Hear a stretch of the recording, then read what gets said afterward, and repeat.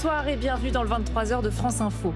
À la une de l'actualité ce soir, les bombardements ont continué aujourd'hui en Israël et en Iran. En parallèle, les Européens réunis à Genève avec l'Iran affirment que Téhéran serait prêt à discuter. Donald Trump déclare ce soir que les Européens ne seront pas utiles pour résoudre la guerre. On en parlera avec nos invités.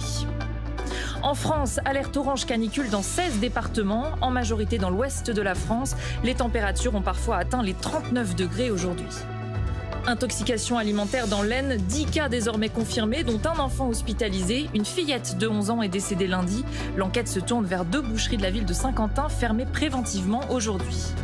Et puis aujourd'hui également le lancement d'une nouvelle convention citoyenne, cette fois sur l'éducation et en particulier les temps scolaires et les vacances. 130 citoyens vont travailler sur le sujet pendant plusieurs mois.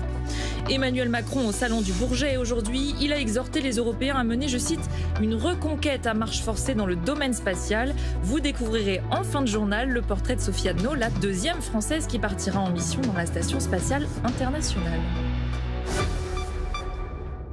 Voilà pour les titres à la une, je vous le disais, cette guerre Israël-Iran, les bombardements ont continué des deux côtés aujourd'hui. Le Premier ministre israélien a pris la parole au milieu des décombres dans un quartier ciblé par des frappes iraniennes au sud-est de Tel Aviv. Benjamin Netanyahou a réaffirmé sa détermination, une guerre qui, je cite, durera aussi longtemps qu'il le faudra.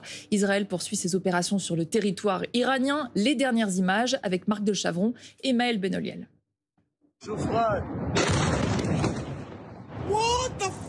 Une première explosion, suivie rapidement d'une deuxième.